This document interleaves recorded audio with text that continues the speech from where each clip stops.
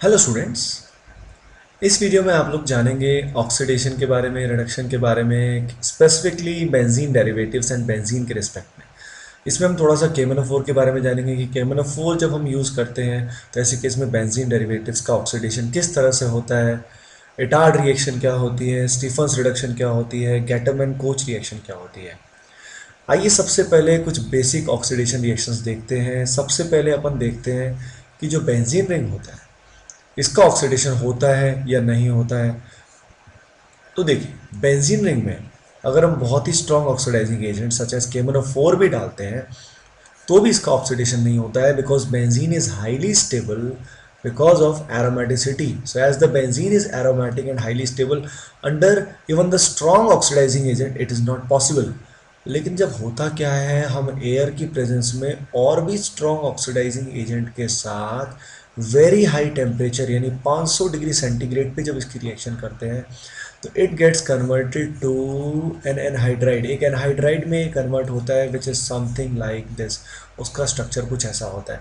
ये जो एनहाइड्राइड होता है it is known as maleic anhydride. It is known as maleic anhydride. देखिए, ऐसा इसका कोई प्रॉपर एक्सप्लेनेशन किसी बुक में मेंशन नहीं है, और स्टिल इसका एक शॉर्ट ट्रिक मैं आपको बताऊंगा, एक फंडा आपको मैं समझाऊंगा। तो इसका शॉर्ट ट्रिक कुछ ऐसा है कि आप बेंजीन रिंग को बिल्कुल बीच से ब्रेक कर दीजिए। बेंजीन रिंग को बीच से ब्रेक करने के बाद आप इस लेफ़्ट पोर्शन पे फोकस कीजिए। लेफ़्ट पोर्शन इसका कुछ ऐसा आएगा। ऑक्सीडेशन होगी, ये जो पर्टिकुलर रीजन है यहाँ COOH आएगा, और ये जो पर्टिकुलर कार्बन है ये भी ऑक्सीडाइज होकर COOH आएगा। हाई टेम्परेचर पे यहाँ H2O निकल जाएगा। H2O निकलने के बाद O की वैलेंसी फ्री होगी, इधर C की वैलेंसी फ्री होगी, और C आपस में एक नया सिग्मा बॉन्ड बनाएंगे जिससे कुछ ऐसा बनेगा। तो ये इसका एक शॉर्ट ट्रिक है जिससे हम ऑक्सीडेशन ऑफ बेंजीन रिंग कर सकते हैं in the presence of V2O5।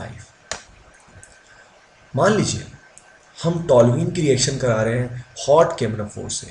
इस केस में हमने एसिडिक मीडियम लिया। तो हॉट KMnO4 की प्रेजेंस में क्या होगा, ये जो मिथाइल है ये मिथाइल पूरा का पूरा कन्वर्ट हो जाएगा COOH में, यानी कार्बोक्सिलिक एसिड में। इस प्रोसेस को ऑक्सीडेशन इसलिए बोला जाता है क्योंकि इसमें ऑक्सीजन का क्या हो रहा है, एडिशन हो रहा है। अब अगर यहाँ पे हम H प्लस की बजाय OH माइनस लेते हैं, यानी मीडियम एसिडिक की बजाय बेसिक लेते हैं, ऑब्वियसली तो एसिड यहाँ पे स्टेबल नहीं रहेगा, उसका सॉल्ट यहाँ पे बन जाएगा। तो आंसर में COOH की बजाय COO माइनस आ जाएगा। तो इस बात का आप ध्यान रखिए कि मीडियम यहाँ पे एसिडिक है या बेसिक है।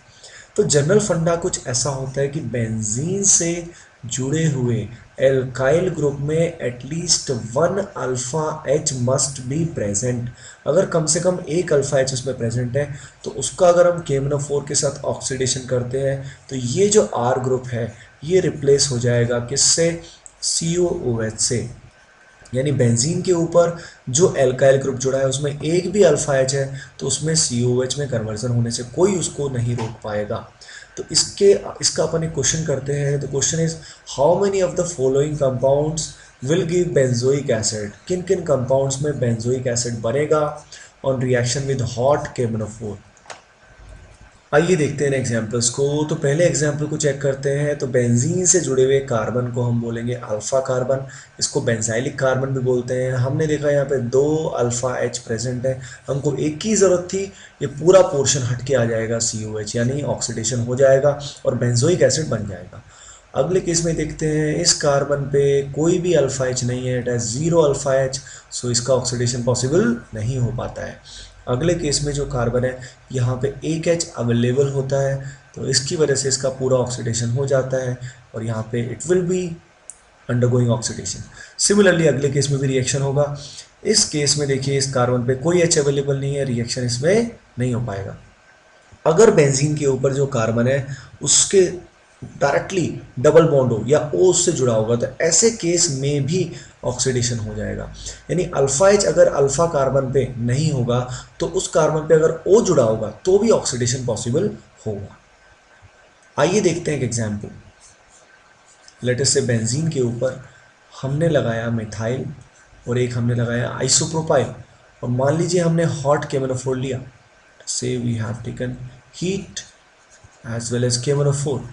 तो ऐसे केस में दोनों के पास अल्फा एच अवेलेबल होने की वजह से हम दोनों ही सब्स्टिट्यूएंट्स को हटा के उनकी जगह पे COOH एंड COOH को प्लेस कर देंगे, यानी dicarboxylic acid will be formed. अब देखते हैं क्या कोई ऐसी रिएक्शन है जिसमें टॉल्यूइन में ऑक्सीडेशन करके CHO पे रिएक्शन स्टॉप हो जाए। यानी जब हमने केमनोफोर यहाँ पे यूज़ किया था तो मिथाइल कन्वर्ट हो गया था COOH में।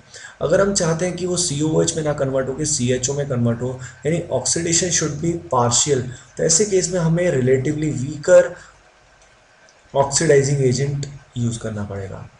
वो वीकर ऑक्सीडाइजिंग एजेंट यहाँ जो लेते हैं इट इज़ CrO2Cl2। ये जो CrO2Cl2 होता है इसको बोलते हैं क्रोमाइल क्लोराइड। CrO2Cl2 यानी क्रोमाइल क्लोराइड के वेपर्स की प्रेजेंस में toluene gets converted to benzaldehyde. ये it is a mild oxidising agent जो एल्डिहाइड को फर्दर ऑक्सीडाइज करने में सक्षम नहीं होता, और इस पर्टिकुलर रिएक्शन को हम नाम देते हैं इटार्ड रिएक्शन। आइए स्टूडेंट्स देखते हैं अगली रिएक्शन को। बेंजीन पे हमें CHO लगाना है।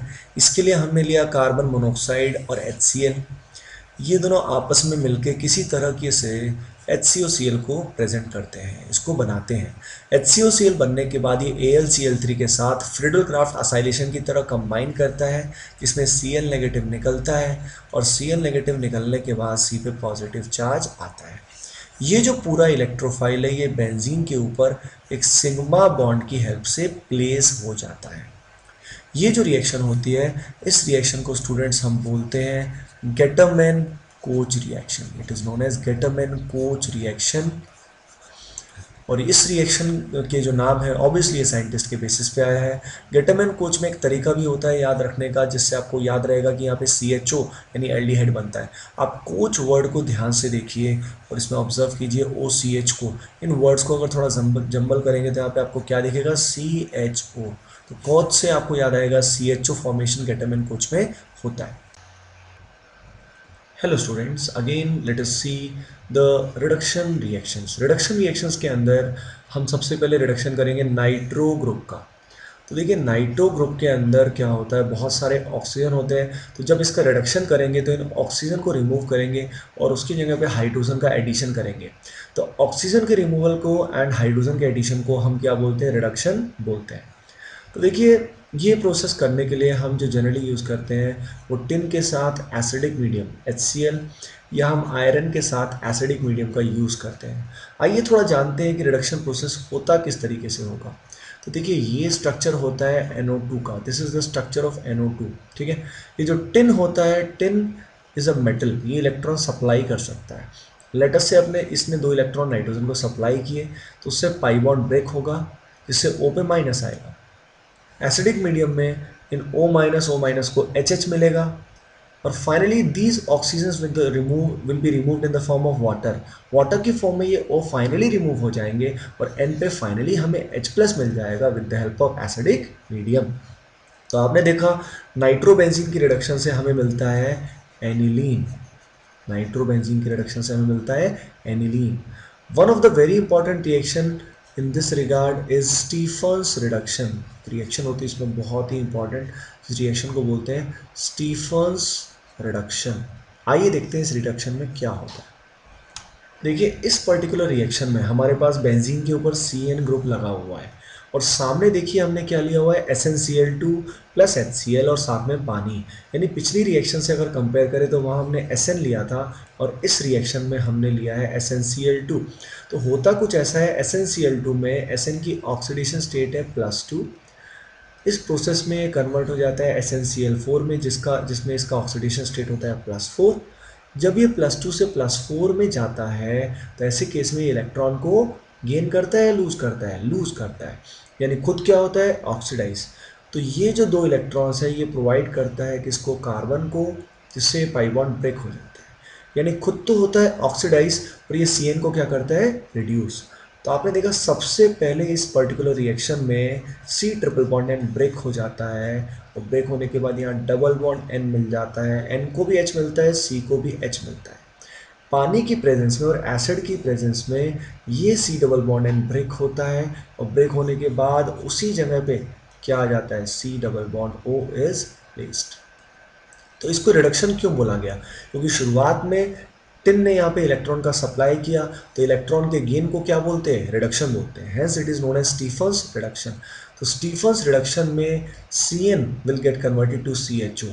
इसमें बेंजीन होने की कोई रिक्वायरमेंट नहीं है, बेंजीन हो या ना हो उसके बिना भी ये रिएक्शन हो जाएगी। So students, let us revise what we have learned so far.